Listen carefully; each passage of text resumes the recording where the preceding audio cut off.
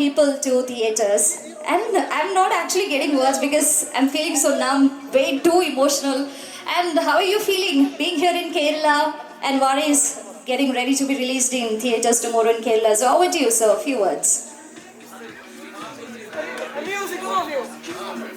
Background music ഒന്ന് off ചെയ്യുകയാണെങ്കിൽ നമുക്ക് കൂടുതൽ ക്ലിയർ ആയിട്ട് നമ്മുടെ പ്രസ് മീറ്റിലേക്ക് കിടക്കാമായിരുന്നു. So please requesting the volunteers or official members to kindly turn down the music. Thank you.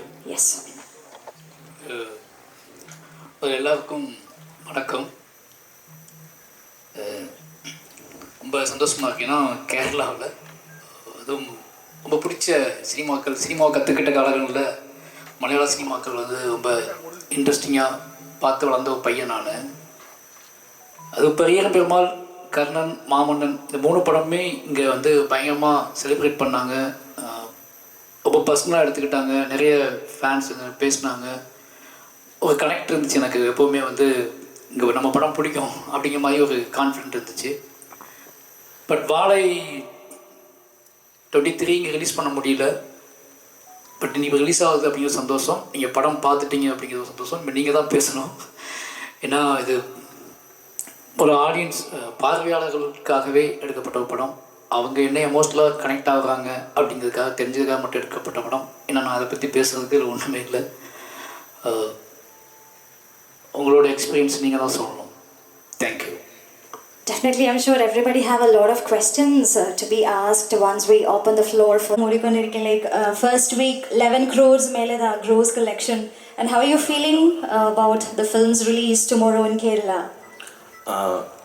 எல்லாருக்கும் வணக்கம், நமஸ்காரம். ஆக்சுவலாக நான் ஃபைட் மாஸ்டர், அப்புறம் தான் ப்ரொடியூசர். ஓகே, மலையாளத்தில் நிறைய படம் செய்துவிட்டு Masters, grand master, Thiruvambadi Thamban, தட்டத்தின் மதுரை, மரியாதை, கோப்ரா, லால் சாடோ கோப்ரா, நிறைய படம் காயம்பரம், கொச்சுண்ணி எல்லாம் பண்ணியிருக்கேன். அஸ் எ ப்ரொடியூசர் ஆக்சுவலாக 2 பேர் இருக்காங்க. மாரி செல்வராஜ் அஸ் எ ப்ரொடியூசர், நானும் ப்ரொடியூசர். ரொம்ப சந்தோஷம் இது. பிகாஸ் ஒரு ஸ்மால் ஃபிலிம் இவ்வளோ பிக் ஸ்கேலுக்கு ஆடியன்ஸ் வந்து அதை பர்சனலாக கனெக்ட் பண்ணி எடுத்துகிட்டு போனது வந்து they will enjoy that film like any thing. So அது ரொம்ப சந்தோஷம். எவ்ரிபடி அந்த எமோஷனை கனெக்ட் பண்ணிக்கிட்டாங்க. ஸோ இப்போ ஆக்சுவலாக தமிழ்நாட்டில் மக்கள் வாழையை தூக்கிட்டு போயிட்டுருக்காங்க. அதேமாரி கேரளாவும் உங்களுக்கு பயங்கரமாக வாழையை தூக்கிட்டு போயிருக்கணும் நம்பிக்கை இருக்குது. Thank you so much for media and press people. Thank you so much. Definitely, we are also looking forward to that. In fact, everybody here is way more emotional after watching the film. Thank you so much, sir. And Nikhila, അസാധ്യ performance ആണ് സിനിമയിൽ നമ്മൾ കണ്ടത്. Like ഒരുപാട് വിശേഷങ്ങൾ നിറഞ്ഞിരിക്കുന്ന ടൈമാണ്. Nunakkuzhi already ഓടിക്കൊണ്ടിരിക്കുന്നു. And now coming with Vaazhai. And how you feeling having watched the film, about your performance and about the film as well? എന്താണ് ഈ ഒരു മൊമെന്റിൽ പറയാനുള്ളത്? എല്ലാവർക്കും നമസ്കാരം. ഒരുപാട് സന്തോഷം മീഡിയ ആൻഡ് നമ്മളെ ഇൻവൈറ്റ് ചെയ്ത് ഇവിടെ വന്നിട്ടുള്ള ഗസ്റ്റുകൾക്ക് എല്ലാവർക്കും ഒരുപാട് താങ്ക് യു. കാരണം നിങ്ങളാണ് ഇനി പോയി ഈ സിനിമയെ പറ്റി കൂടുതൽ സംസാരിക്കേണ്ടത്. വാഴ കഴിഞ്ഞ 23-ാം തീയതിയാണ് തമിഴ്നാട്ടിൽ റിലീസായത്. അന്ന് മുതൽ എല്ലാവരും ചോദിക്കുന്നുണ്ട് എന്നാണ് കേരളത്തിൽ റിലീസ് എന്നുള്ളത്. സോ നാളെ മുതൽ കേരളത്തിൽ നിങ്ങൾക്ക് എല്ലായിടത്തും കാണാൻ പറ്റും. ഇതെനിക്ക് സ്പെഷ്യലായിട്ടുള്ളൊരു സിനിമയാണ്. എൻ്റെ ലൈഫിലൊരു ഡിഫറെൻറ്റ് എക്സ്പീരിയൻസ് ആണ്. സോ അത് എല്ലാവരും ആക്സെപ്റ്റ് ചെയ്യുന്നു, ഒരുപാട് ആൾക്കാർ കാണുന്നു, അഭിപ്രായം പറയുന്നു എന്നുള്ളത് ഒരുപാട് സന്തോഷം. Thank you so much, and be ready to get even more compliments. I'm sure you'll get that once everybody have watched the film in theaters in Kerala from tomorrow onwards. So now media friends and I namal floor open cheyana. You can ask your questions. Let me tell you once again, നാളെ August 30th കേരളത്തിലുടനീളം ഏകദേശം 70ഓളം തിയേറ്ററുകൾ വാഴ റിലീസിന് എത്തുകയാണ്. And you can raise your questions now. Media friends and I namal floor open ചെയ്തിരിക്കുകയാണ്. So please. നമസ്കാരം sir. First of all amazing film. ഭയങ്കര ഇമോഷണലായിട്ട് ടച്ച് ചെയ്തൊരു ഫിലിമായിരുന്നു. എനിക്ക് ഭയങ്കരമായിട്ട് ഇഷ്ടപ്പെട്ടു. മനസ്സിലാണെന്ന് വിശ്വസിക്കുന്നു. It's a wonderful film. Okay, ഇങ്ങനെ what was the inspiration to do this film Vaazha? Mainly you said it is your story, but seeing in the screen it felt something connecting to you, you know. என்கிட்ட என்னை பற்றி யோசிக்கும்போது, நான் என்னை பற்றி தனியாக யோசிக்கும்போது எனக்கு அதிகமாக வரக்கூடிய ஒரு கதை இதுதான். நான் யார் அப்படின்னு நான் யோசிச்சேன்னா, நான் எங்கேருந்து வந்திருக்கேன் அப்படின்னு யோசிச்சேன்னா, என்னோடய ரூட் நான் யோசித்தேன் அப்படின்னா எனக்கு இந்த கதை ஞாபகத்தை வந்துகிட்டே இருக்கும். நான் அசிஸ்டன்ட் டைரக்டராக இருக்கும்போது என்னோடய டேரக்டர் என்கிட்ட ஏதாவது கதை சொல்கிறான்னு சொல்லும்போது அப்போ சொன்ன கதை இது. பட் இன்றைக்கி இண்டஸ்ட்ரியில் நான் டைரக்டர் ஆனதுக்கப்புறம் பரியரும் கர்ணன் மாமன்லாம் வந்ததுக்கப்புறம் குயிஸ் மாரி செல்வராஜ் அப்படிங்கிற கொஸ்டின் ஆன்சர் வந்துகிட்டே இருக்கும். இப்போ எவ்ரி ஃபிலிம் என்னோட 3 படம் ரிலீஸ் ஆகும்போதுமே மாரி செல்வராஜ் நான் யார் அப்படின்னு ஒரு டிபேட் க்ரியேட் ஆகிட்டு போயிட்டே இருக்கும். பட் நானே அதை சொல்லிடலாம், நான் யார், நான் எங்கேருந்து வரேன் அப்படிங்கிற சொல்லிடலான்னு எடுக்கப்பட்ட ஒரு படம் தான் வாழை. Sir Sir, here. Sir, where did you find the 2 boys, sir? How did you mold them actually? அதுன்னு சொன்னேன், எங்கள் ஊர் பசங்க தான், அவனோட ரிலேட்டிவ் பசங்க தான். அவங்க பசங்க எல்லாருமே அவனுக்கு என்னோடய ஆட்டிடியூட்டில் என்னோடய வாழ்க்கையை வாழ்ந்துட்டு இருக்காங்க. நான் அன்றைக்கி வாழ்ந்த வாழ்க்கையை நான் வந்து ஒரு 30 இயர்ஸ்க்கு முன்னாடி வாழ்ந்த வாழ்க்கையை இப்போ லைவாக வாழ்ந்துட்டுருக்காங்க. அவங்க பெருசாக சேஞ்ச் இல்லை, எனக்கும் அவங்களுக்கும் பெருசாக சேஞ்சஸ் தெரில. நான் அப்போ எப்படி இருந்தோனோ அதே மாதிரி இருந்தாங்க. கூட்டிகிட்டு வந்துட்டு சேம் அதே ஸ்கூலில் படிச்சுட்ருக்கானுங்க, அதே மாதிரி வேலை பார்த்துட்ருக்கானுங்க, அந்த லைஃப் ஸ்டைல் தான் வாழ்ந்துட்டுருக்காங்க. ஏன்னா கொஞ்சம் கையில் ஃபோன் வச்சுட்டு வாழ்ந்துட்டுருக்கானுங்க. கையில் ஃபோன் இருக்கும், அவ்வளோதான், பெருசாக சேஞ்சஸ்லாம் இல்லை. கூட்டி வந்து ஈஸியாக அடாப்ட் பண்ண முடிஞ்சிச்சு எனக்கு. எப்படி சார் அந்த ஆக்ஷனுக்கு கட்டுக்குள்ள அவங்க மோல்ட் பண்ணாங்க? ட்ரைனிங் ஏதாவது இருந்ததா? ட்ரைனிங்னா ஒன்லி ஒரு எமோஷ்னல் கனெக்ட் தான். எனக்கும் அவங்களுக்குமான எமோஷ்னல் கனெக்ட் அப்படின்னா, அவங்க அம்மா அப்பா அக்கா இந்த படத்தில் நிறைய பேர் நடிச்சிருக்க அத்தனை பேருமே இந்த டோட்டல் க்ரௌடே வந்து அவங்களோட ரிலேட்டிவ் தான், அந்த பசங்களோட ரிலேட்டிவ் தான். அப்போது அம்மா அழும்போது அவன் பார்ப்பான், ஜூனியர் ஆர்டிஸ்டாக நின்று அம்மா அழுதுட்டு இருப்பாங்க, ஓகேங்களா, அவன் க்ரௌடுக்கு நின்று அழுதுட்டு இருப்பாங்க, அதை இவன் பார்த்துட்டு இருப்பான். ஈவன் அப்படி அதில் எவ்ரி கேரக்டர்ஸ் எல்லாருமே அவங்க தெரிஞ்சவங்க தான் எல்லாருமே, அதனால் அவங்க ஈஸியாக கனெக்ட் ஆகிடுவாங்க. அப்புறம் இன்னொன்று என்னோடய கதை இது மொத்த என்னோட வில்லேஜோட கதை அப்படிங்கிறனால அவங்களுக்கு இந்த கதை டெய்லி கேட்டு கேட்டு கேட்டு கேட்டு அவனுக்கு வந்து அது ஈஸியாக கனெக்ட் ஆகிடும். அப்போ இன்னொன்று என்னோடய ஆட்டிடியூட் அவனை ஈஸியாக கேட்ச் பண்ண ஆரம்பிச்சிட்டான். நான் ஊரில் எப்படி என்னோட வில்லேஜில் நான் எப்படி வாழ்ந்துருக்கேன் அப்படிங்கிற அந்த ஆட்டிடியூட்டை வந்து அவன் ஈஸியாக அதை ஆக்டிங்காக அவனுக்கு இன்றைக்கி அதை ஆக்டிவாக கணிச்சு அவன் ஆக்டிவாக அதை யோசிக்கவே இல்லை. அதுதான் ஆக்டிங் நினைக்க அவன் நினைக்கல. நான் என்ன பண்ணுறேனோ அதை அப்படியே பண்ணி அவன் பழகிட்டான். அதனால் ரொம்ப ஈஸியாக இருந்துச்சு, அவ்வளோதான். இப்படி ட்ரைனிங்லாம் பண்ணல. நான் என்ன மாமன்னன் ஷூட்டிங் முடிச்சுட்டு உடனே அப்படியே போய் ஆரம்பிச்சது அந்த படம். எந்த ட்ரெயின்லாம் பண்ணல. பசங்க 2 பேர் இவங்க தான் முடிவு பண்ணோடனே அப்படியே ஸ்டார்ட் பண்ணி ஒரு ஷெடியூலில் முடிச்சிட்டோம் படத்தை.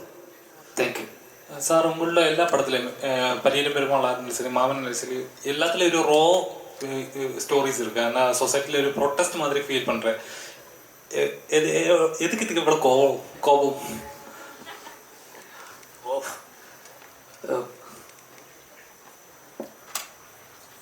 அதாவது எதையும், அதாவது யார் சொல்கிறது, நம்மகிட்ட ஒன்று இருக்குது, அதை நம்ம இருக்கா இல்லையா, நான் பண்ணுறேன் பண்ணாமல் போகிறேன்னு நிறைய டவுட், நிறைய விஷயங்களை ஈஸியாக ஏமாற்றிட முடியும். சொசைட்டி சமூகத்தை பற்றி ஒரு டிஸ்கஷன் ஸ்டார்ட் ஆச்சுன்னா, டிஸ்கிரிமினேஷனை பற்றி ஒரு டிஸ்கஷன் ஸ்டார்ட் ஆச்சுன்னா அதை தப்பிக்கிறதுக்கான வழிகள் நிறைய வந்துடுச்சு இப்போது. பட் விக்டிமே பேசும்போது விக்டிம் பேசியாக வேண்டிய சூழல் வந்துடுச்சுங்க. இங்கே யார் பாதிக்கப்பட்டானோ அவன் பேசினா மட்டும்தான் ஒரு குறைந்தபட்சம் டிஸ்கஷனாக ஸ்டார்ட் ஆகும் அப்படிங்கிற இடத்துக்கு நம்ம வந்துட்டோம். ஒரு காலத்தில் விக்டிம் பேச மாட்டாங்க. விக்டிம் பேசாமல் என்ன பண்ணுவாங்கன்னா, அது இடையில ஒரு சோர்ஸ் இருக்கும், அவங்க தான் பேசுவாங்க. இப்போ அந்த சோர்ஸ் மேலேயே ஒரு டவுட் வந்துடுச்சு எல்லாத்துக்கும், இவன் உண்மையை பேசுகிறானா பொய் பேசுகிறானான்னு சொல்லி. அப்போ நேரடியாகவே பாதிக்கப்பட்ட ஒரு விக்டிம் தான் இன்றைக்கி அவங்களோட கதையை பேச வேண்டிய சூழலுக்கு நம்ம வந்துட்டோம். அதுதான் மெயின் ரீசன். நான் என் வாழ்க்கையில் வாழ்ந்த வாழ்க்கையை நான் பேசும்போது இருக்கிற வீரியம் மற்றவங்க பேசும்போது இல்லைங்கிற டவுட் எனக்கு வந்துடுச்சு. எனக்காக பேசக்கூடியவங்க அவங்க தன்னை காப்பாற்றி கொண்டே பேசுகிறாங்க, அந்த அந்த அந்த இடத்துல அவங்களும் சேர்ந்துருக்காங்க அப்படிங்கிற புரிதல் அவங்களுக்கு இல்லை. இப்போ எனக்காக ஒருத்தர் பேசுகிறாரு அப்படின்னா அவர்கள் இருக்காரு, ஆனால் அவரை சேவ் பண்ணிக்கிட்டு எனக்காக பேசுகிறாரு. அப்போ அந்த டவுட் வந்ததுனால என்ன பண்ணுறேன், நீங்கள் தள்ளுங்க நானே பேசுகிறேன் அப்படின்னு சொன்னதுனால தான் அந்த விஷயம். Thank you.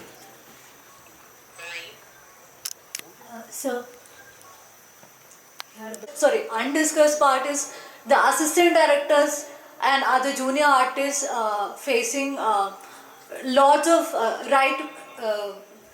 what do you say, human right violation. That's the term, I think. So last year there was an allegation against you, came in social media saying that a junior artist was assaulted in the set of Pariyarum Perumal, and a lot of similar incidents are coming out. Can you get a clarification on this topic? What is this? No, last year a post in Facebook came out. In that, I think it was a clip of an interview. In that, the junior artist acted in Pariyarum Perumal has came out and said that there was a lot of abuses happened in the set of that movie. Is that true? Is there any? தெரில, எனக்கு நீங்கள் சொல்கிறது கரெக்டாக வந்து அவங்க சொன்னது வாக்குமூலமா யார் சொன்ன வாக்குமூலம் தெரில. நான் என்னோட ஃபோர்ஸ்ட் நான் என்னோட ஷூட்டிங் ஸ்பாட் எப்படின்னு எனக்கு தெரியும். ஓகேங்களா, அவங்க நான் ஆக்டிங் வாங்கியிருப்பேன், அதை வேறு யாராவது தப்பாக சொல்லியிருப்பாங்க, அவ்வளோதான். அவங்க சொல்லலை வரைக்கும் என்னோடய ஆக்டர்ஸ்க்கு தெரியும் எனக்கு நான் என்னவா எமோஷனலாக ஹேண்டில் பண்ணுறேன், என்னவா ஃபாலோ பண்ணுறேன் அவங்கள அப்படின்னு என்னோட ஆக்டர்ஸ்க்கு தெரியும். ஓகே, என்னோடய 3 சினிமாக்களும் என்னோடய ஆக்டர்ஸ் தான் சொல்லணும், இன்னொருத்தர் சொல்ல முடியாது. ஏன்னா அவங்க யாருமே என்னோட ஆக்டர்ஸுக்கு என்னோடய கண்ணீரும் தெரியும், என்னோடய கோபமும் தெரியும். உங்களுக்கு எப்போவுமே வந்து அது மட்டும் தான் தெரியுது. நான் அவங்ககிட்ட கெஞ்சது அவங்களுக்கு வராது. ஓகேங்களா, என் ஆக்டர்ஸ் என் கண்ணீரையும் பார்த்துருக்காங்க, என் கோபத்தையும் பார்த்துருக்காங்க, என்னோடய மௌனத்தையும் பார்த்துருக்காங்க, என்னோடய அமைதி சைலன்ஸையும் பார்த்துருக்காங்க, என்னோட லோன்லியும் பார்த்துருக்காங்க அவங்க. ஓகே, என்னோடய ஆக்டர்ஸ்க்கு என்னோடய எல்லா விஷயமும் தெரிஞ்சு என்னோடய 4th ஃபிலிம் 4 படத்துலையுமே என்னோடய ஆக்டர்ஸ்க்கு என்னோடய மொத்த கதையுமே தெரியும். எந்த ஆக்டர்ஸ்க்குமே மாரி செல்வராஜ் அப்படிங்கிற ஒருத்தனை தெரியாமல் நடிச்சதே கிடையாது, நான் அவங்கள கூப்பிட்டதே கிடையாது. எவ்ரி ஆக்டர்ஸ்க்கும் என்னோடய ஒட்டுமொத்த கதையும் சொல்லிட்டு தான் நான் ஆக்டிங்கே கூப்பிடுவேன். இங்கே இருக்க எல்லா ஆக்டர்ஸ் நிக்கிலாவாகட்டும், ரஜிஷாவாகட்டும், என் கூட நடித்த எல்லாத்துக்குமே என்னோட ஒட்டுமொத்த கதையும் நான் சொல்லியிருப்பேன், ஒட்டுமொத்த கதையும் அவங்களுக்கு தெரியும். Okay, thank you. Thank you for making the clarification. And what is your take on this discussions happening in Malayalam industry regarding this discriminations? எனக்கு தெரியல, கரெக்டாக நானும் அதை பற்றி நான் ஃபுல் டீட்டெயில்ஸ் கலெக்ட் பண்ணல. ஓகே, பட் விக்டிம் பாதிக்கப்பட்டவங்க பேசுனாங்கன்னா அதுக்கு நம்ம செவி சாய்ச்சி தான் ஆகணும், அதுக்கு நம்ம வந்து காதுகள் கொடுத்து தான் ஆகணும். யார் பாதிக்கப்பட்டிருக்காங்களோ அவங்க பேசுனாங்க அப்படின்னா நாம் அதை உதாசீனப்படுத்த முடியாது. Thank you, sir. தேங்க்யூ. இந்த ஃபிலிமில் அந்த கம்யூனிசம் சிம்பிள் காட்டிட்டு இருக்கு. ஏன் அந்த சிம்பிள் டேரக்ட் நார்மலி அந்த நார்மலி நம்ம ஃபிலிம் பார்க்கும்போது ஏதாவது என்னோட அப்பா கம்யூனிஸ்ட், இது சித்தப்பா, அப்பாவோட பிரதர். ஓகே, அவர் கம்யூனிஸ்ட். ஓகே, நான் எங்கள் அப்பாவையும் சித்தப்பாவையும் பார்த்தீங்க, எங்கள் அப்பா வந்து ஒரு சாமி, ஒரு கடவுள் நம்பிக்கை உள்ள ஒருத்தர், எங்கள் சித்தப்பா வந்து கம்யூனிஸ்ட். இந்த 2 பேரும் தான் என்னை வளர்த்தாங்க. அப்படிங்கும்போது அந்த படத்தில் எங்கள் சித்தப்பாவோட ரெஃபரன்ஸ் எடுத்துக்கிட்டேன். எங்கள் சித்தப்பா பையனும் இந்த விபத்தில் இறந்து போயிட்டான். த சேகர் கேரக்டர்ஸ் மை சித்தப்பாவோட சன். ஓகே, அந்த ரெஃபரன்ஸ் கம்யூனிஸ்ட் வீட்லேயும் இந்த சம்பவம் நடந்துச்சு, இந்த நிகழ்வு இந்த ஆக்சிடென்ட் நடந்துச்சு. ஓகே, அதனால் அவரோட ரெஃபரன்ஸ் எடுத்துக்கிட்டு இந்த படத்தை பண்ணியிருக்கேன். Thank you. നിക്കില്ല ഇവിടെ മറ്റു ഭാഷകൾ പൊതുവെ നമ്മൾ പോകുമ്പോഴത്തേക്കും നമുക്ക് കുറച്ച് ബാരിയേഴ്സ് പ്രശ്നം ഉണ്ടാവില്ല, ഇപ്പോൾ ലാംഗ്വേജ് ആണെങ്കിലും അങ്ങനെയൊക്കെ. പക്ഷെ ഇത് വാഴയെ പോലത്തെ ഒരു സിനിമ എന്ന് പറയുമ്പോഴത്തേക്കും അത്ര കോംപ്ലക്സ് ആണ്, അത്ര നമ്മളോട് ഭയങ്കര റിലേറ്റബിൾ കൂടിയാണ്. എങ്ങനെയാ ശരിക്കും ഈ ഫസ്റ്റ് ഡേ ഷൂട്ടൊക്കെ പോയിട്ടും ഇപ്പോൾ ഔട്ട് കാണുമ്പോഴത്തേക്കും എന്താ ഫീൽ ചെയ്യണേ? ഞാൻ ഇന്നാണ് ആക്ച്വലി സിനിമ കാണുന്നത്, എനിക്ക് കാണാൻ പറ്റിയിരുന്നില്ല, ഞാൻ ഒരാഴ്ചയായിട്ട് പനി പിടിച്ച് കിടപ്പായിരുന്നു. ഞാനും ആദ്യമായിട്ടാണ് ഇവിടെയാണ് സിനിമ കാണുന്നത്. എനിക്കും അത് ഒരുപാട് ഇമോഷണലി കണക്ട് ആയിട്ടുണ്ട് സിനിമ. ഞാൻ സാറ് പറഞ്ഞതുപോലെ സാറിൻ്റെ ലൈഫ് ഫുള്ള് സാറ് നമ്മളുടെ അടുത്ത് എല്ലാവരുടെ അടുത്തും പറയാറുണ്ട്, സാർ എങ്ങനെയാണ് സാർ മാരി സെൽവരാജ് ആയത് എന്നുള്ളൊരു കഥ നമുക്ക് എല്ലാവർക്കും അറിയുന്നതുകൊണ്ട് ഇത് കാണുമ്പോൾ മൂപ്പരുടെ സിസ്റ്ററിൻ്റെ, മൂപ്പരുടെ ഫാമിലി, ഈ കാണുന്ന ഊരിലുള്ള ആൾക്കാർ 19 പേരും മരിച്ചത് ഇവരുടെ റിലേറ്റീവ്സാണ് എല്ലാവരും മരിച്ചിരിക്കുന്നത്. സോ അങ്ങനെ ഒരാൾ ആ സിനിമ എടുക്കുമ്പോൾ അതിൻ്റെ പുറകിൽ ഒരുപാട് ഹാർഡ്ഷിപ്സ് ഉണ്ടാവാം, ഒരുപാട് ഇമോഷണൽ ട്രോമാസ് ഉണ്ടാവാം. ഇതെങ്ങനെ ഷൂട്ട് ചെയ്തു എന്നാണ് ഞാൻ ആലോചിക്കുന്നത്. കാരണം ബുദ്ധിമുട്ടായിരിക്കുമല്ലോ ഒരാൾക്കത് പിന്നെയും അതിൽ കൂടെ തന്നെ ഗോ ത്രൂ ചെയ്യാമെന്ന് പറയുന്നത്. സോ എനിക്കത് നമ്മളതിനെ പാർട്ടായിട്ട് നിൽക്കുക, അദ്ദേഹത്തിൻ്റെ ലൈഫിൽ ഏറ്റവും ബെസ്റ്റ് സിനിമ അദ്ദേഹം ആഗ്രഹിക്കുന്ന, അദ്ദേഹത്തിന് ഈ സിനിമയിൽ വന്നപ്പോൾ ഈ സിനിമ ചെയ്യണമെന്നായിരുന്നു ഏറ്റവും കൂടുതൽ ആഗ്രഹം. അപ്പോൾ അങ്ങനെ ഒരു സിനിമയുടെ ഭാഗമായിട്ട് നമ്മൾ നിൽക്കുക എന്ന് പറയുന്നതാണ് ഏറ്റവും സന്തോഷമുള്ള കാര്യം. എനിക്ക് തമിഴ് അറിയാവുന്നത് കൊണ്ട് അങ്ങനെ ഒരു ബാരിയർ ഫീൽ ചെയ്തിട്ടുണ്ടായിരുന്നില്ല. മീൻസ് ലാംഗ്വേജിൽ ഡബിങ്ങിലൊക്കെ അവരിരുന്നിട്ട് എല്ലാ സ്ലാങ്ങും ഒക്കെ അവർ തന്നെയാണ് കറക്റ്റ് ചെയ്യുന്നത്. ലാംഗ്വേജ് അറിയാവുന്നത് കൊണ്ട് സ്ലാങ് കുറച്ചുകൂടി ഈസിലി പഠിക്കാൻ പറ്റി. അത്ര ടീച്ചർ ரொம்ப அழகா இருக்காங்க.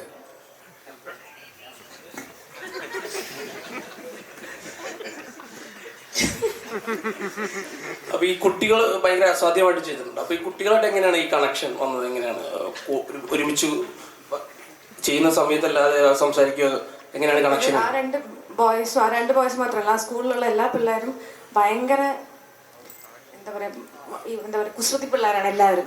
ഇവരാണെങ്കിലും ശരി എല്ലാവരും. അതുകൊണ്ട് തന്നെ എന്ന് പറഞ്ഞാൽ ഞാൻ പറഞ്ഞില്ലേ, ആ സിനിമയിൽ അഭിനയിച്ചിരിക്കുന്ന ഞങ്ങൾ കുറച്ച് പേരല്ലാതെ ബാക്കിയുള്ളവരെല്ലാം അതിൻ്റെ ജൂനിയർ ആർട്ടിസ്റ്റുകൾ അടക്കം നാട്ടിലുള്ള ആൾക്കാരാണ്. അപ്പോൾ അവർക്ക് ഇപ്പം നമ്മൾ ഡയലോഗ് തെറ്റിപ്പോയാലും ഇവന്മാർ നമ്മളെ കളിയാക്കും, ഇവന്മാർ നമ്മളെ പുച്ഛിക്കും, എന്നെ ഒരാൾ പുച്ഛിക്കാന്നൊക്കെ പറഞ്ഞ് ആലോചിക്ക്. അപ്പം അങ്ങനെ ഉണ്ട്. അപ്പം നല്ല നല്ല കുട്ടികളാണ്.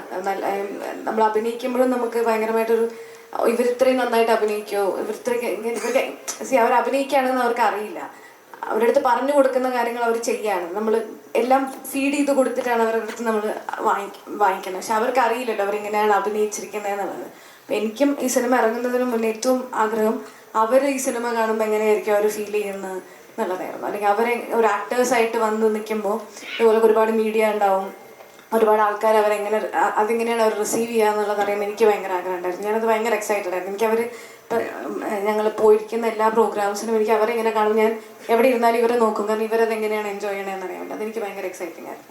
ഇതിനകത്ത് ഒരുപാട് ഒരു ഡാൻസ് പെർഫോമൻസ് ഉണ്ട്. എങ്ങനെ എളുപ്പമായിരുന്നു അതോ? എളുപ്പമല്ലായിരുന്നു, അതിനറിയുന്നതല്ല, എളുപ്പമായിരുന്നില്ല. സാറും പിന്നെ നമുക്കൊരു ഡാൻസ് പഠിപ്പിക്കാൻ വേണ്ടി 2 പേര് വന്നിട്ടുണ്ടായിരുന്നു, അവരും കൂടെയാണ് ചെയ്തത്. ഒട്ടും എളുപ്പമല്ലായിരുന്നു. പക്ഷെ കാണുമ്പോൾ നല്ല അടിപൊളിയായിട്ട് ചെയ്തിട്ടുണ്ട്. അതിനെന്റെ എളുപ്പമല്ലായിരുന്നു എന്ന് പറയുന്നത്. ഇവിടെ അല്ല, ഈ സാറ് ഇപ്പൊ തന്നെ പറഞ്ഞല്ലോ ഈ ആക്ടേഴ്സിനെ പെർഫോം ചെയ്യിക്കുന്ന വിധം, അവരുടെ പെർഫോമൻസ് എടുക്കുന്നത്. അപ്പൊ സാറിന് ഓക്കെ ഷോട്ടൊക്കെ കിട്ടാൻ വേണ്ടി നല്ല പാടാം ഒരു 17-18 ടേക്കൊക്കെ പോയാലേ ഒരു ഓക്കെ ഷോട്ട് കിട്ടുള്ളൂ. അതിൽ ഏതാണ് ഓക്കെ ആണെന്ന് നമുക്കറിയില്ല. പക്ഷെ എങ്ങനെയാണെങ്കിലും നല്ല പാടാം. അത് ഒന്നാമത് സാറ് കണ്ടിരിക്കുന്ന ആൾക്കാരാണ് ഈ സിനിമയിലുള്ള എല്ലാവരും. സാറിന് റിലേറ്റ് ചെയ്യാൻ പറ്റുന്ന ക്യാരക്ടേഴ്സാണ്. അപ്പം അവരെങ്ങനെ ഇരിക്കണം എന്നുള്ളത് സാറിന് അറിയാം. അപ്പം നമുക്ക് ചിലപ്പോൾ അറിയുന്നുണ്ടാവില്ല. അപ്പം അദ്ദേഹത്തിന് എന്താണോ വേണ്ടത് അതിലേക്ക് നമ്മൾ എത്തുക എന്നുള്ളതാണ് ചെയ്യേണ്ടത്. അതുകൊണ്ട് തന്നെ അത് ബുദ്ധിമുട്ടായിരുന്നു. സാറിൻ്റെ ഭയങ്കര ഫാനാണ്. സാറിൻ്റെ പൊളിറ്റിക്സ് സാറ് സിനിമയിൽ കൊണ്ടുവന്നിട്ടുണ്ട്. ഏതെങ്കിലും തരത്തിൽ സാറിൻ്റെ വ്യക്തി ജീവിതത്തിൽ അധികാരികൾ സാറിൻ്റെ സിനിമയിൽ ഇടപെട്ടിട്ടുണ്ടോ? സെൻസറിങ് സിനിമയിൽ ബാധിക്കാറുണ്ടോ എന്തെങ്കിലും, ഇത്തരം റോ ആയിട്ട് സിനിമ എടുക്കുമ്പോൾ തന്നെ? சென்சார் எல்லா படமுமே கர்ணன் வந்து ஒரு நான் ஷூட் பண்ணதை விட ஒரு 75 தான் வெளியே வந்துச்சு. 30% கர்ணனில் வந்து ஐடியாலஜி மை கேரக்டர்ஸ் சில ஷார்ட்ஸ் எல்லாம் போய் தான் வந்துச்சு. மாமன்னன் அதே மாதிரி தான். பட் வாழையில் அப்படி நடக்கல. வாழை மட்டும்தான் ஈஸியாக வெளியே வந்த படம். சென்சார் ஆஃபீஸில் இருந்து வெளியே வந்த படம். பட் பெரிய பெருமாள், கர்ணன், மாமன்னன் 3மே நிறைய சிக்கல், நிறைய காம்ப்ளிகேட்டடாக ஷார்ட்ஸ்லாம் மிஸ் பண்ணிட்டு தான் வெளியே கொண்டு வந்தேன். മാരി സാറിൻ്റെ എല്ലാ പടങ്ങളിലും ഒരു ബേസിക് കളർ ടോൺ ഫോളോ ചെയ്താണ് ചെയ്യുന്നത്. അപ്പോൾ മാമൻ എടുത്താലും ശരി, പരിയേരം പെരുമാൾ എടുത്താലും ശരി, എല്ലാത്തിനും ഒരു ബേസിക് ഇതിൽ പോലും ഒരു കളർ പാറ്റേൺ ഫോളോ ചെയ്തിട്ട് ഒരേപോലത്തെ ഫീൽ ചെയ്യുന്നു. അറിഞ്ഞുകൊണ്ട് ചെയ്യുന്നതാണോ, ഒക്കേഷണലി ചെയ്യുന്നതാണോ, അത് ആക്സിഡൻ്റലി സംഭവിക്കുന്നതാണോ? Black and white colour palette black and white and colour palette both. Black and white என்கிட்ட இருக்க என்கிட்ட எது நான் நிஜம் நம்புகிறனோ அதை பிளாக் அண்ட் ஒயிட்டில் யூஸ் பண்ண அதிகமாக விருப்பப்படுவேன். ஏன்னா அது எல்லாமே நாஸ்டாலஜிக்கலாக இருக்கனால அதை வந்து பிளாக் அண்ட் ஒயிட் அதிகமாக விரும்புவேன். ஏன்னா பிளாக் அண்ட் ஒயிட்டில் எனக்கு ஒரு கனெக்ட் உண்டு, ஒரு பெயின் கிராஸ் பண்ண முடியும். மற்ற கலர் பேலட் வந்து நான் பெருசாக அந்த கலர் பேலட் யோசிக்கிறதில்ல. பட் லைவாக இருக்கணும், அது வந்து ட்ரூலியாக இருக்கணும், சினிமாட்டிக் எக்ஸ்பீரியன்ஸை தாண்டி ஒரு லைவ் எக்ஸ்பீரியன்ஸ் கிரியேட் ஆகணும் அப்படின்னு பிளான் பண்ணி பண்ணுறது என்னோட கலர் பேலட் எல்லாமே. சார் அந்த ஆர்டர் பற்றி சொன்னாங்க இல்லையா, இந்த ஃபர்ஸ்ட் வந்து வாழை, அதுக்கப்புறம் கர்ணன், பரியரும் பெருமாள், மாமன்னன். ஸோ பைசன் வந்து எந்த ஆர்டரில் வருது? பைசன் நீங்கள் பாருங்கள், அது நீங்கள் செட் பண்ணுங்கள். இங்கே வைக்கலாமா, வாழைக்கு பின்னாடியா இல்லை கர்ணனுக்கு முன்னாடியா அப்படிங்கிறத யூ டிசைட். எந்த ஆடியன்ஸ்ல விட்டுறதுக்கான சோ அப்டேட் 70% கம்ப்ளீட். ஒரு 25 டேஸ் ஷூட் இருக்கு. Next year summer release. Thank you. மாரி sir, yes, thank you so much. Last question limited ஆன சார், ப்ளீஸ். உங்க 4 படத்துலயும் ஒரு பெட்ஸ் இருக்கு. மாமன்னன்லயா இருந்தாலும் அது மாதிரி பரியரும் பெருமாள்லயா இருந்தாலும், இது என்ன சார் அந்த அடுத்த படத்துலயும் பெட் இருக்குமா? என் வீட்டில் இருக்குது, இன்னும் என் ஊரில் இருக்குது. அப்போ கதைகளுக்கு அதுக்கும் சேர்ந்தது தானே. எனக்கு மனுஷனுக்கு மட்டும் கதை பண்ண முடியாது. ஒரு ஒரு இயற்கையோட கதை பண்ணுறோம் அப்படின்னா அதுக்குள்ள இயற்கைக்குள்ள என்னெல்லாம் இருக்குமோ அதெல்லாம் இருக்கும். நான் என் ஊர்லேருந்து மட்டுமே, என்னோடய வில்லேஜ்லேருந்து மட்டுமே கதை பண்ணிக்கிட்டு இருக்கேன். அப்படிங்கும்போது அங்கே என்னெல்லாம் இருக்கும் அதெல்லாம் என் படத்தில் இருந்துகிட்டே இருக்கும். Thank you very much. നമ്മുടെ ടൈം കഴിഞ്ഞിരിക്കുകയാണ്. So we R winding up.